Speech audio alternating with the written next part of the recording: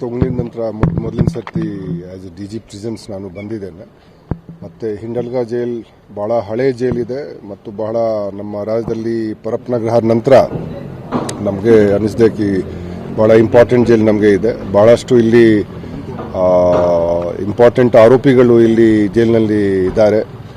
ಬ್ಯಾಂಗ್ಳೂರಿಂದ ಕೂಡ ಇದ್ದಾರೆ, ಕೋಸ್ಟಲಿಂದ ಇದ್ದಾರೆ, ಬೇರೆ ಕಡೆಯಿಂದ ಇದ್ದಾರೆ. ಮತ್ತು ಹಳೆ ಬಿಲ್ಡಿಂಗ್ ಇದೆ.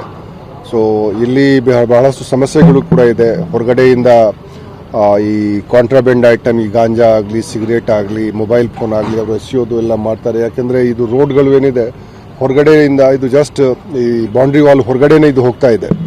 ಸೊ ನಾವು ಎಂಟಿ ಥ್ರೋಯಿಂಗ್ ನೆಟ್ ಹಾಕಲಿಕ್ಕೆ ನಾವು ಅವರಿಗೆಲ್ಲ ಹೇಳಿದ್ದೀವಿ, ಆದಷ್ಟು ಬೇಗನೆ ಅವರು ಹಾಕಿಸ್ಬೇಕು.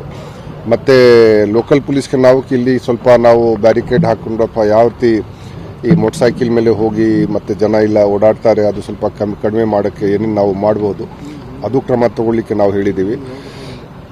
ಅದರ ಜೊತೆಗೆ ಈಗ ಮೊಬೈಲ್ ಜಾಮರ್ದು, ಏರ್ಟೆಲ್ದು ಸಿಗ್ನಲ್ಸ್ಗಳು ಇನ್ನೂ ಬರ್ತಾ ಇದೆ ಜೈಲ್ ಒಳಗಡೆ. ನಾವು ಅದರ ಸಲುವಾಗಿ ಕೂಡ ಚರ್ಚೆ ಮಾಡಿದ್ದೀವಿ. TCILನವರು ಇಲ್ಲೇ ಇದ್ದಾರೆ, ಅವ್ರಿಗೆ ಹೇಳಿದ್ದೀವಿ ಅದು ಸ್ವಲ್ಪ ಸರಿಪಡಿಸಬೇಕು. ಭಾಳ ದಿವಸದಿಂದ ಇದು ಪ್ರಯತ್ನವನ್ನು ನಡೀತಾನೇ ಇದೆ, ಆದರೂ ಕೂಡ ಇನ್ನೂ ಸರಿ ಆಗಿಲ್ಲ. ನಾವು ನೋಡಬೇಕು ಅವರು ಯಾವ ರೀತಿ ಮಾಡ್ತಾರೆ, ಅವರಿಗೆ ನಾವು ನಿರ್ದೇಶನ ನಾವು ನೀಡಿದ್ದೀವಿ. ಮತ್ತು ಬೇರೆ ವಿಷಯಗಳು ಏನಿದೆ ನಾವು ಸ್ಕಿಲ್ ಡೆವಲಪ್ಮೆಂಟ್ ಮಾಡೋದು. ಯಾಕೆಂದರೆ ಈ ಕೈದಿಗಳು ಇದ್ದಾರೆ, ಅವರಿಗೆ ಸುಮ್ಮನೆ ಅಲ್ಲಿ ಕೂರಿಸ್ಕೊಂಡು ಅವರಿಗೆ ಅಲ್ಲಿ ವ್ಯರ್ಥ ಮಾಡೋಕ್ಕಿಂತ ಅವರಿಗೆ ಅವ್ರ ಕೈಯಿಂದ ಏನಾದರೂ ಅವರಿಗೆ ಸ್ಕಿಲ್ ಡೆವಲಪ್ಮೆಂಟ್ ಮಾಡಿಕೊಂಡು ಅವ್ರ ಕೈಯಿಂದ ಏನಾದರೂ ಪ್ರೊಡಕ್ಟಿವ್ ಆ್ಯಕ್ಟಿವಿಟಿ ನಾವೆಲ್ಲ ಮಾಡಬೇಕು.